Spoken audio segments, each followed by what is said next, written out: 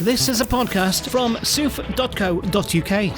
Hello, I'm Patrick Downs. This is all about film, whether it be Blu-ray, DVD or streaming. This is Bring the Film. In the Mauritanian, a defense attorney, her associate and a military prosecutor uncover a far-reaching conspiracy while investigating the case of a suspect 9/11 terrorist imprisoned at Guantanamo Bay for 6 years. It's all there in the top sheet. Now we got to check through the intel reports and corroborate. Be exacting, thorough. We are seeking the death penalty, but if we miss something, this guy goes home, all right? Let's get to it. Starring Taha Rahim, Jodie Foster and Benedict Cumberbatch. Our film correspondent Hayley Donaghy caught up with Jodie Foster to talk more about her initial thoughts when reading about such an important story and her hopes for what the movie can achieve. I've never really made political movies ever before, and I think that this one felt different than a political film. I think it felt like it was really character driven and that it had that opportunity to, well, it really moved me in a way that was not just because it was a historical circumstance, but because these characters were genuinely moving and they really changed and they were trying to become better people. I think that was the reason why I was attracted to it. But I do think that these films do help. Films do help us get better instead of worse. And they have an opportunity to make cultural shifts and to help people explore their own psyches. So yeah, I hope this movie is able to change hearts. Absolutely. And one of the many things I love about the story is that it really is thanks to these incredible women that, he got the justice deserved. Just how impressive is Nancy Hollander and Terry Duncan when you met them? Yeah, Nancy Hollander is an amazing character. I didn't get to meet Terry Duncan, and she is, the Terry Duncan in the movie, Shailene Woodley's character, is kind of an amalgamation of two characters that were sort of, compressed together. And the real Terry Duncan is really formidable. She's doing great work with people that are on death row.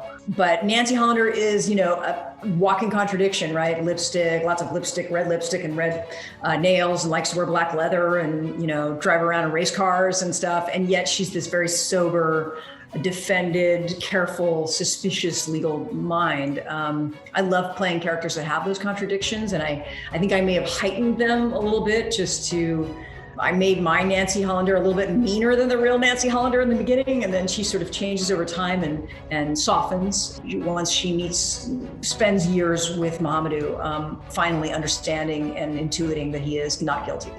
And Benedict Cumberbatch, you produced the film, and I know he's really excited to work with you and go head to head in those amazing scenes. What did you enjoy about working with him? Oh my gosh, what an amazing actor. He also selfless in producing this film and really making sure that the film prioritizes Mohamedou's character. This film really is about Mohamedou, but the supporting characters, like Benedict in the film, his Stuart Couch is such an important part of the film. I just barely even recognized him. I thought he was amazing in the film. And he really felt like one of those, tough, masculine military jarhead guys, and just felt so different than the real Benedict. I was so surprised at the transformation. And the film is already quite rightly getting some awards nominations, and I'm sure so many more to come. What would awards recognition mean to you specifically for this role and for this amazing film? I just hope that the film gets recognition, just because I feel like this movie can do a lot of good work. We need to talk about closing Guantanamo, and if this is the vehicle by which we have that conversation, then I think that's really great. We need to have it again. We had it during Obama, it didn't happen, and we need to have it now. I do think Tahar's performance is extraordinary, and I just felt very grateful that I was able to be in that room with him and to hold space for him while he was really inhabiting Mohamedou. I just didn't want anyone else to tell you, but I'm prosecuting a Gitmo case. One of the recruiters from 9/11. He put those men on my husband's plane? Sorry, I didn't mean to ambush you. I just didn't want somebody else telling. Kathy, I'm gonna make him pay. Starring Taha Rahim, Jodie Foster and Benedict Cumberbatch. Our film correspondent Hayley Donaghy caught up with Taha Rahim about when he first heard of Mohamed Al-Stahi's story and how he prepared for the role. I had the luck to have read the script 2.5 years ago. So it gave me some time to think about it and, to let it fuse inside of me and my body and my brain. What I had to do is to read the book first, talk with Kevin, back and forth, and finally talk to Mohamedou. And that was a turning point to me in the idea I had to portray Mohamedou. because I was very like a good student doing my homework, and I asked him some questions. And when it comes to the touchy topic, he changed, and I felt that he felt bad, that he was instantly traveling back there. It was hard for him just to talk. His eyes would move all over the place. I mean, it traumatic. So I stopped. I knew that the only way to understand his personality was spending time with him and ask him some question of life. And the more we would talk, the more I would know who he is deeply in his good moments, in his moments of doubt, and I would observe him. I think it was the most important thing I did to portray him. But physically, I went hard on me. I wanted to experience what it is to be in Guantanamo. I went as close as possible to the real conditions, like wearing real shackles, getting in the cold, being waterboarded, all of it. So I felt responsible. I wanted to convey authentic emotions. People have called you a terrorist lawyer. How do you respond to that? When someone's accused of terrorism, people like you seem to think that that's different. It's not. When I stand by my client and I insist that he gets a fair hearing, I'm not just defending him, I'm defending you and me. The Constitution doesn't have an asterisk at the end that says, terms and conditions apply. Starring Taha Rahim, Jodie Foster and Benedict Cumberbatch. So our film correspondent Hayley Donahue caught up with Benedict Cumberbatch, who plays Lieutenant Colonel Stuart Couch, and also produces the film, about how he first heard of Mohammed's Al-Salah's story and how he came to produce and star in this film. I first came across the material when I read an excerpt from Mohammed's then redacted biography, Guantanamo Diary, for The Guardian, and I was hooked by the voice, the dilemma, the position he was in, and knowing that he was still in prison, thinking, how much more can I learn from reading this? So I read the whole book and was just knocked sideways by it, not least because of his wit and his humor and his generosity and the sort of possibility of salvation in the darkest recess of human experience. And I thought, this man's story has to be told, not just politically, but the inspiration that he carries as a human being. And I turned to my business partner, Adam Ackland, who runs Sunny March with me at the time. It was just us and now Leah Clark, who's head of film production there. And we decided to pitch in for the rights and develop it. And early on, this, bear in mind, was when Mohammed was still in Guantanamo Bay. And early on, it came out as very faithful, but slightly journalistic, slightly dry and historical. And then we went more for a sort of subjective Mohammed's perspective, which was a little too narrow in the sense that, yes, you can sense the claustrophobia, but we need sort of scale and something outside of it to draw the story around him, whilst obviously it being centered on him. And then Nancy obviously develops as a key character very early on, but Stuart Couch's character really came on, and then really with Kevin on board and him saying, you've really got to play this part. And I was like, I know it's a great part.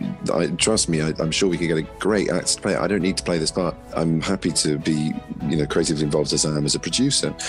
I kept rereading it, going, there, it is great. And I thought, I can't make it work. I've got to go to South Africa 2 weeks before Christmas, and I had to grow long hair for Jane Campion in the next film I was doing for Power of the Dog. How am I going to play a guy in a crew cut, blah, blah, blah.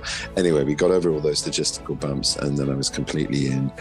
And it's quite the role. I mean, it's quite a journey to go on from a man one of whose best friends was murdered on one of the flight decks, one of the planes that flew into the Twin Towers, who, as a Christian, a patriot, and a military lawyer, was perfectly positioned to prosecute someone who was being labelled as the chief recruiter of the 9/11 hijackers. It's a perfect fit. It's a shoo-in, and yet he stumbles across this immovable obstacle, which is that the information, the confessions that were extracted under conditions of torture that contravene the Geneva Convention, and that he felt as a Christian and a lawyer and a patriot were inadmissible. And he gave up the prosecution because of that conviction, despite that personal connection as well as his professional and religious connection. And I thought, what an incredible stance to take, what a journey to go on, what a wrestling match with himself and his God and his role in his society he had to perform to get there, and how lonely that must have been, how difficult to be ostracized by his community, what that must have felt like. And I really sort of narrowed down on that. And we met with Stuart, who was fantastic and really forthcoming and generous, and humbled that we were telling his part of the story, as well as grateful that we were telling Mohamedou's. And he's been supportive of the film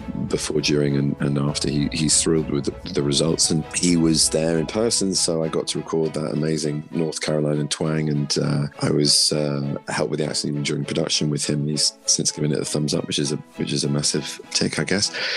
And he was amazingly forthright. Most importantly for me, I guess, as an actor playing this guy, I wanted to know who he was as he steps onto our screen for the first time, what made him the person he was and is when we first meet him in our story before all the events unfold that change him in that moment in his life. And that was great to get the backstory of the guy. And then, to knuckle down on certain emotional shifts, key moments, how it played on him physically, mentally, his sleep, his exhaustion, his sense that he was out of control, what he could do to regain control, and who of his friends would turn a back on him, and how that's played out. And he was, it was very rich material for me to draw on for the performance. So I owe him a lot.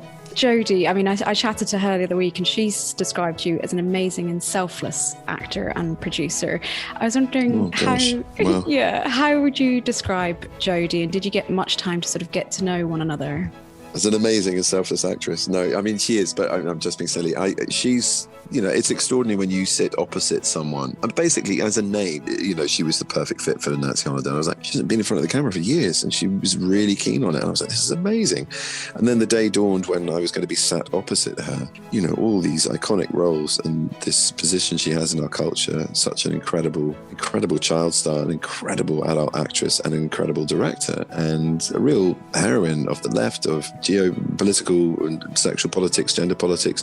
She's pretty special, pretty unique. And here I am, at the time very ill, with a ball cap on, with glue sweating out the seams of it. I mean, the least cool version of myself in this baking hot kind of, it was a little bit like a greenhouse where we were filming. It was a magic location and brilliant lights, but it was incredibly hot. And I'm sitting opposite her, and she's just knocking it out of the park. She was so nuanced, so fluid in her intelligence, and between takes, humorous, self-deprecating, just commensurate professional, but also a colleague, someone to work through problems with, and very sympathetic to me, not feeling myself and sort of retching between takes and trying to mop up the glue that was running down my face. It was all very weird, but just laughing, both of us, at how surreal it is, let alone the fact that she's Jodie Foster, but just the thing of making a film and being in a gift shop, doing a scene in the gift shop of Guantanamo Bay. I mean, it's a sort of extraordinary visual moment, as well as great Heat-esque scenes of the two oppositional characters meeting for a brief moment and picking away at each other, just seeing how resilient they are to their positions. And figuring out that dance with her was just a joy. She's just awesome in every sense and such a lovely person. Just wish I could have got more time with her, and hopefully I will in the future in some way, shape or form, because she was great to be around and great to act with. And it's getting awards recognition, quite rightly. So BAFTA shortlisted for so many categories, and you for supporting.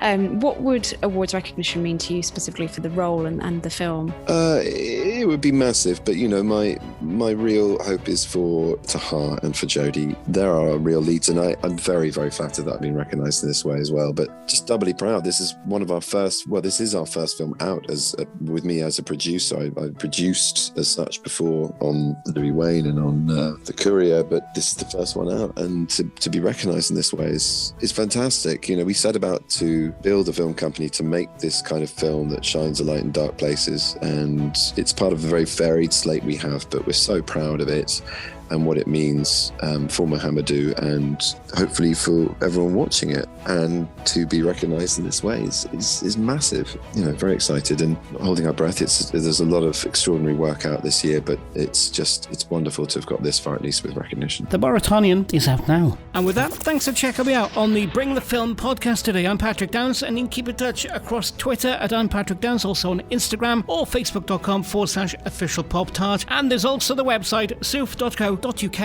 This is a podcast from soof.co.uk.